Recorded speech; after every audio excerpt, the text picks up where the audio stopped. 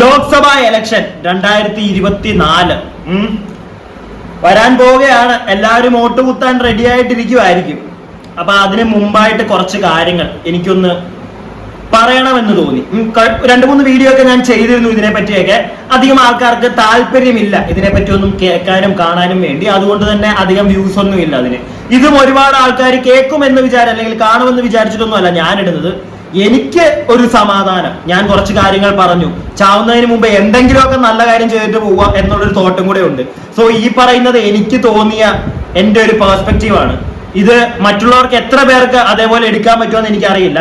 ഒരു 2 പേർക്കെങ്കിലും ഞാൻ പറയുന്നത് ശരിയാണെന്ന് തോന്നിയാൽ, അവരുടെ വോട്ട് അവർ പ്രോപ്പറായിട്ട് കുത്തിയാൽ, അതാണ് എനിക്ക് കിട്ടുന്ന ഏറ്റവും വലിയൊരു ബെനിഫിറ്റ് എന്ന് ഞാൻ ഈ ഒരു മൊമെന്റിൽ വിചാരിക്കുന്നു. നാളെ ഇത് കയറി കത്തിച്ചപ്പോൾ എന്തായാലും റീച്ച് കിട്ടി, എനിക്ക് കുറച്ച് കാശ് കിട്ടി കഴിഞ്ഞാൽ അതാണ് എനിക്ക് ഏറ്റവും വലിയ കാര്യം. ഓക്കെ, എന്ന് വെച്ച് പൈസയ്ക്ക് വേണ്ടി മാത്രം വേണ്ടി ചെയ്യുന്ന ഒരു വീഡിയോ അല്ല ഇത്. വീഡിയോയ്ക്ക് മുമ്പ് ഞാൻ പറയാൻ വന്ന കാര്യത്തിന് മുമ്പ് വേറൊരു കാര്യം കൂടെ പറഞ്ഞുതരാം. കോളേജിൽ പഠിക്കുമ്പോൾ ഞാനൊരു SFI കാരനായിരുന്നു. SFIയുടെ പല പ്രവർത്തനങ്ങൾക്ക് വേണ്ടി ഇറങ്ങിയിട്ടുണ്ട്. കളക്ടറേറ്റ് മാർച്ച്, അത് ഇത് ഇടി ബഹളം പരവാസ്തോലി എല്ലാത്തിന്റെയും കാര്യത്തിൽ മുമ്പിൽ ഉണ്ടായിരുന്നു, ഇല്ലെങ്കിൽ പുറകിലെങ്കിലും ഉണ്ടായിരുന്നു. അപ്പോഴൊക്കെ ഒരു SFI കാരനായിട്ട് തന്നെയാണ് നിന്നിരുന്നത്.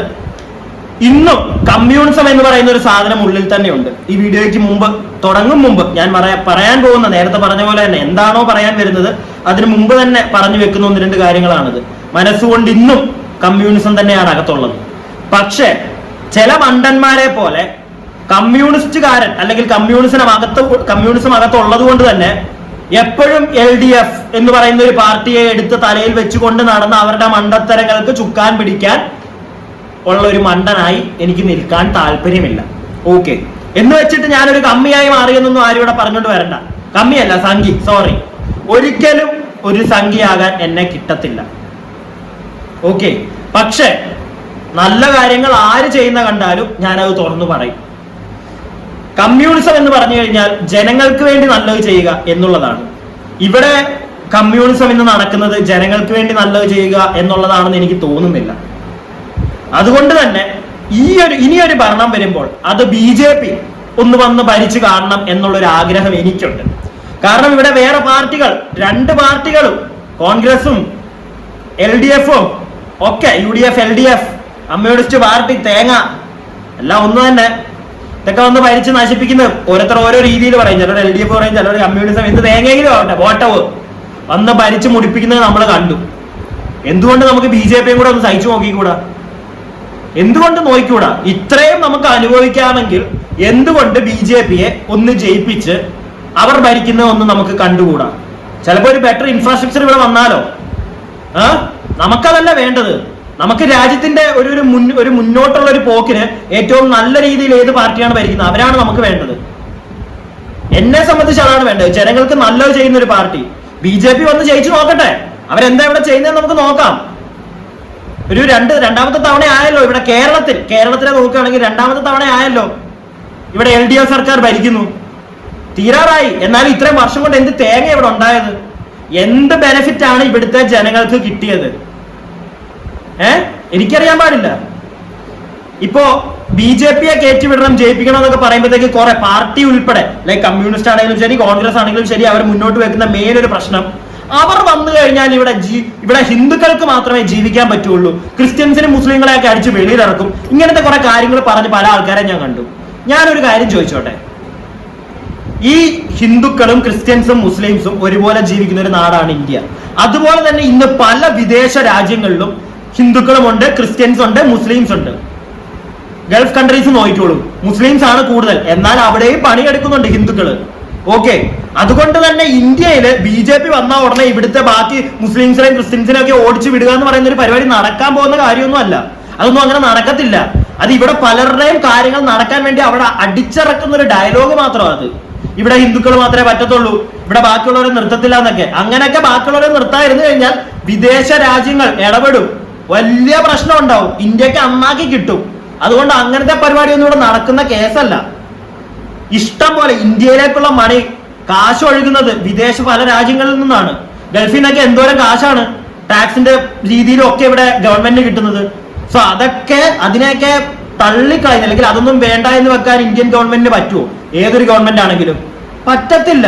അതുകൊണ്ട് തന്നെ ഇവിടെ ഒരു മതം മാത്രമേ ഉണ്ടാക്കിയെടുക്കാൻ പറ്റുള്ളൂ എന്നുള്ളൊരു ചിന്താഗതിയൊക്കെ വെറുതെ അങ്ങനെ നടക്കാനേ പോകുന്നില്ല.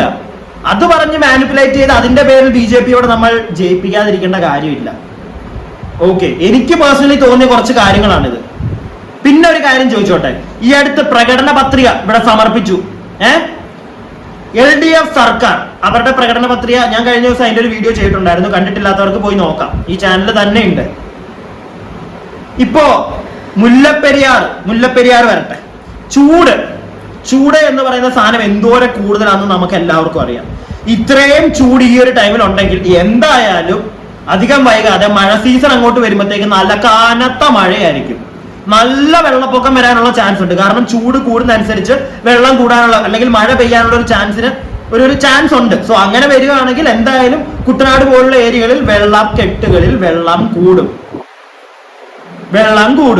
മുല്ലപ്പെരിയാറിൽ വെള്ളം കൂടും. മുല്ലപ്പെരിയാറിൽ ഒരു പരിധിയിൽ കൂടുതൽ വെള്ളമായാൽ മുല്ലപ്പെരിയാർ പൊട്ടാനുള്ള ചാൻസ് ഇത്തവണ ഉണ്ട്. ഇത്തവണത്തെ പ്രകടന പത്രികയിൽ എന്തുകൊണ്ട് LDF സർക്കാർ അതിന്റെ ഒരു പോയിന്റ് പോലും പറഞ്ഞിട്ടില്ല? മുല്ലപ്പെരിയാർ ഒന്ന് പുതുക്കി പണിയൊന്നും അങ്ങനത്തെ ഒരു കാര്യമേ പറയുന്നില്ല. നിങ്ങൾ എത്ര പേര് ഇപ്പൊ അതിനെപ്പറ്റി ഓർക്കുന്നുണ്ട്? മുല്ലപ്പെരിയാറിൽ ഇങ്ങനെ ഒരു പ്രശ്നം ഉണ്ടെന്ന് എനിക്ക് തോന്നുന്നില്ല. അധികം പേര് മറന്നുപോയി കാണും, ഇല്ലേ?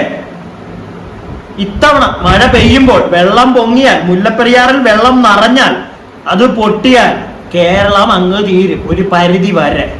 ഇതൊന്നും ആർക്കും അറിയണ്ട, അല്ലെങ്കിൽ ഇതൊന്നും ആർക്കും പോയിന്റ് ഔട്ട് ചെയ്ത് കാണിക്കണ്ട. എങ്ങാനും BJP വന്നാൽ അധികം താമസിക്കാതെ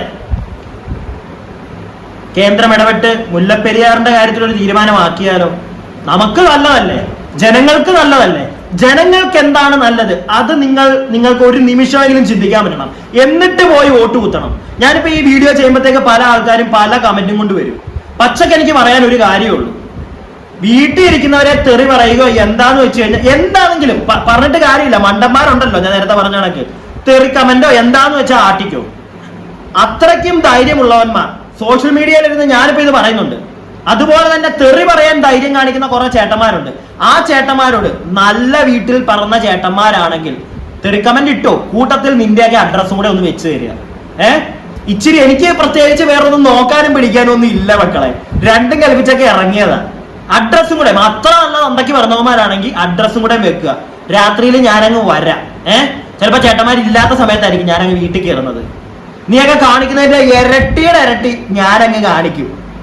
പിന്നെ പറഞ്ഞിട്ട് കാര്യമില്ല.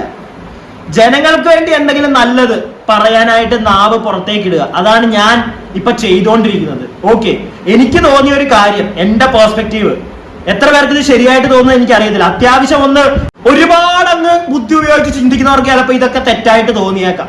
വലിയ ബുദ്ധിയുള്ളവന്മാർക്ക്, സാധാരണക്കാർക്ക്, ഇത്തിരി തല ഉപയോഗിച്ച് ചിന്തിക്കുന്നവർക്ക് ഇതൊരു ശരിയായിട്ട് തന്നെ തോന്നുമെന്നാണ് എൻ്റെ ഒരു വിശ്വാസം. അവർക്ക് വേണ്ടിയാണ് ഞാൻ ഈ വീഡിയോ ചെയ്യുന്നത്. ഓക്കെ, സോ ഇഷ്ടപ്പെട്ടെങ്കിൽ വീഡിയോ ലൈക്ക് ചെയ്യുക, ഷെയർ ചെയ്യുക, കമന്റ് ചെയ്യുക. കമന്റിൽ രണ്ട് രീതിയിലുള്ള കമന്റ് ഞാൻ പറഞ്ഞല്ലോ നേരത്തെ പോലത്തെ.